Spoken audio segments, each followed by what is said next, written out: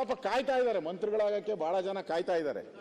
ಏನೋ ಚೇಂಜ್ ಆತೈತೆ ಅಂತ, ರಾಜ್ಯಪಾಲರ ಭಾಷೆ ಬಗ್ಗೆ ಮಾತಾಡಿ, ಚೇಂಜ್ ಆತೈತೆ ಅಂತ ರಾಜ್ಯಪಾಲರ ಬಗ್ಗೆ ಅದೇ ರಾಜ್ಯಪಾಲರದೇ ನಾನು ಹೇಳ್ತಾ ಇರೋದು. ಬರ್ದಿದ್ದಾರೆ ಅದರಲ್ಲಿ. ಅಲ್ಲ, ಸುನೀಲ್ ಹೇಳಿದಾರಲ್ಲ, ಕರಿಮಣಿ ಮಾಲೀಕ ಯಾರು ಅಂತ ಕೇಳಿದ್ದಾರೆ. ಅರ್ಥ ಅದರಿಂದ ಇಲ್ಲಿ ನಮಗೆ ಅನ್ಸಿರೋದು, ನಾನೇನು ಜ್ಯೋತಿಷ್ಯ ನಾನೇನು ನಂಬೋದು ಇಲ್ಲ.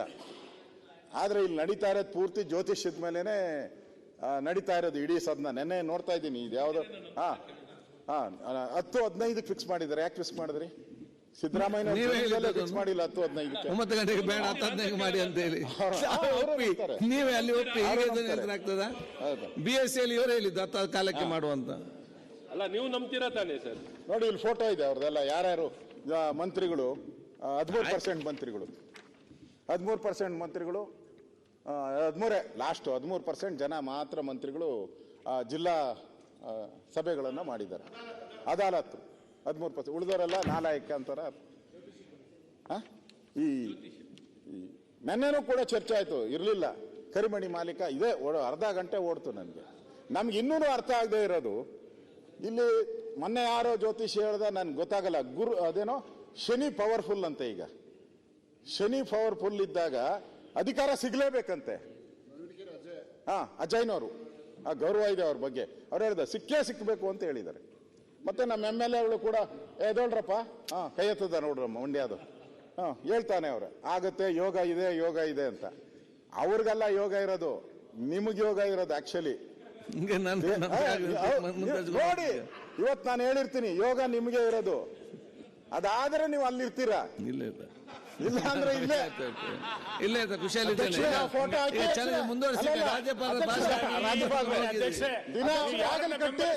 ತೀರ್ಮಾನ ಮಾಡಿ. ಈಗ ನಿಮಗೆ ಅವಕಾಶ ಸಿಗಬೇಕು ಅಂದ್ರೆ ಸಂತೋಷ ಎಲ್ಲಾ ಕೆಲಸ ಮಾಡಿ ಮುಗಿಸಿರಿ. ನಮ್ಗೆ ನೀವು ದಿನ ಒಂದೊಂದು ಬಾಗಿಲು ಹುಡ್ಕೋದು, ಹೊಸದಸ್ತ ಮಾಡೋದು, ದಿನ ಫೋಟೋ ಒಳ್ಳೆ ಕೆಲಸ ಮಾಡ್ತಾವ್ರೆ ನೋಡಿದೀರಿ. ಅದು ಬಿಟ್ಟು ನೀವು ಅಲ್ಲೋಗ್ಲಿ ಅಂತಾನೆ, ಅದಕ್ಕೆ ನಮಗೂ ಚೇಂಜ್ ಅಂತಾನೆ ನಾವು ಕಾಯ್ತಾ ಇದ್ದೀವಿ. ಚೇಂಜ್ ಆಗ್ಲಿ. ಆ ಕರಿಮಣಿ ಮಾಲೀಕ ಯಾರು ಅನ್ನೋದು ನಮಗೂ ರಾಜ್ಯಕ್ಕೆ ಬೇಕಾಗಿದೆ, ನಮ್ಗೇನಲ್ಲ, ರಾಜ್ಯಕ್ಕೆ ಬೇಕಾಗಿದೆ. ಆಡಳಿತ ಸುಗಮವಾಗಿ ನಡಿಬೇಕು, ಆಡಳಿತ ವ್ಯವಸ್ಥೆ ಸರಿ ಹೋಗ್ಬೇಕು. ಯಾರು ಈ ಕರ್ನಾಟಕದ ಒಂದು ಸುಭದ್ರ ಆಡಳಿತ ಕೊಡ್ತಾರೆ ಅನ್ನೋದು ಜನಕ್ಕೆ ಬೇಕಾಗಿದೆ ಇವತ್ತು. ಪ್ರತಿನಿತ್ಯನೂ ಮುಖ್ಯಮಂತ್ರಿ ಬದಲಾವಣೆ ಇಲ್ಲ. ಇದೇ ಆಗೋದ್ರೆ ರಾಜ್ಯದ ಅಧಿಕಾರಿಗಳೇನ್ ಕೆಲಸ ಮಾಡ್ತಾರೆ? ನಿಮ್ಮ ಮನೆ ಯಾರು ಕೆಲಸ ಮಾಡಲ್ಲ.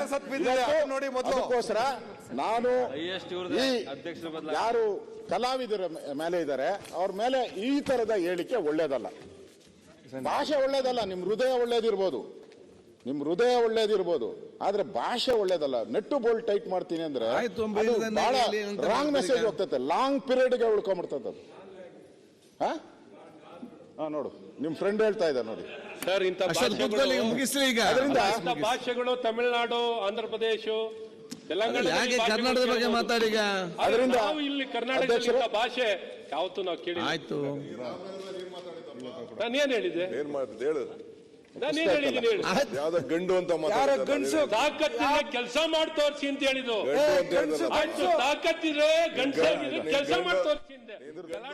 ಒಂದು ಆಫೀಸ್ ಮಾಡಕ್ಕಲ್ಲ ನಿನ್ ಕೈಲಿ ಮಾತಾಡ್ಬೇಡ. ಯಾವ ಆಫೀಸ್ ಮಾಡಕ್ಕಾಗಿಲ್ಲ? ಪಾರ್ಟಿ ಆಫೀಸ್ ಮಾಡಕ್ಕಲ್ಲ. ಯಾವ ಪಾರ್ಟಿ ಆಫೀಸ್? ನಮ್ಮ ಇಡೀ ಜಿಲ್ಲೆಯಲ್ಲಿ ಇವತ್ತು ನೀವೇನ್ ಕೆಲಸ ಮಾಡಿದ್ರೆ ನಾನೇನ್ ಮಾಡಿದಿರ ಬೇಕಾದ್ರೆ ಮಾತಾಡೋಣ ಸರ್. ಆಯ್ತು, ಮತ್ತೆ ಮಾತಾಡೋದು. ರಾಜೀವ್ ಗಾಂಧಿ ಯೂನಿವರ್ಸಿಟಿನಿಂದ ಹಿಡಿದಾಗ್ಲಿ ಒಂದು ರಾಮನಗರದಲ್ಲಿ ಒಂದು ಕ್ಯಾಂಪಸ್ ಇರಲಿಲ್ಲ. ಅಲ್ಲಿ PG ಸೆಂಟರ್ ಯಾವ ಪರಿಸ್ಥಿತಿನಲ್ಲಿದೆ ಅಂತ ನಿಮ್ಗೆ ಗೊತ್ತಿತ್ತು. ಇವತ್ತು ಆಸ್ಪತ್ರೆ ಯಾವ ಪರಿಸ್ಥಿತಿಗೆ, ಒಂದು ICU ಇರಲಿಲ್ಲ ಅಂತ ಗೊತ್ತು. ಮುಗಿಸ್ಲಿ ಸನ್ಮಾನ್ಯ ಅಧ್ಯಕ್ಷರೇ, ನಮಗೇನು ಅಭ್ಯಂತರ ಯಾಕೋ ಅಶ್ವಥ್ ನಾರಾಯಣ ಅವರಿಗೆ ಅಶೋಕ ಸನ್ಮಾನ್ಯ ಅಧ್ಯಕ್ಷರೇ ಸಮಾಧಾನ ನಾನು ಮುಗಿಸ್ತಾ ಇದ್ದೀನಿ. ಮ್ಯಾಕ್ಸಿಮಮ್ ಇಂಟರ್ಫಿಯರೆನ್ಸ್ ನೀವೇ ಆಗಿರೋದು.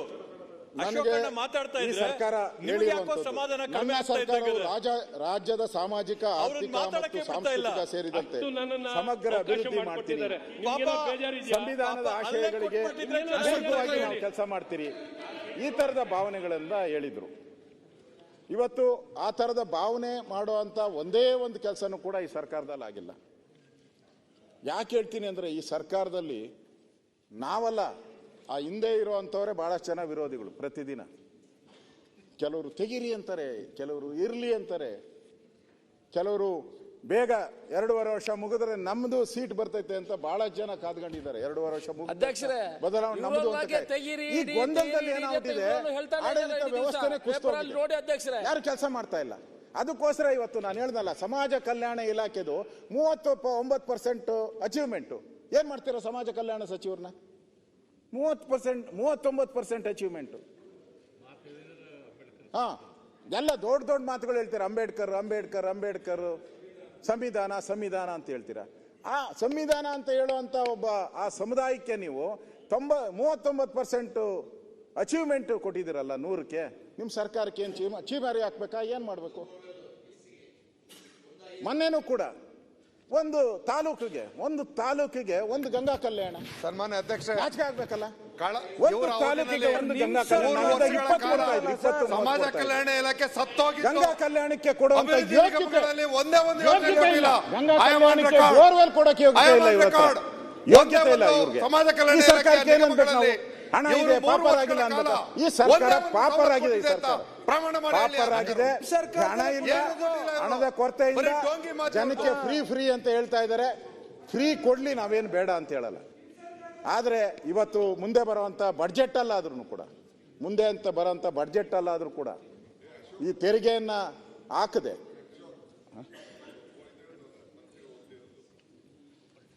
ಕೊಡು.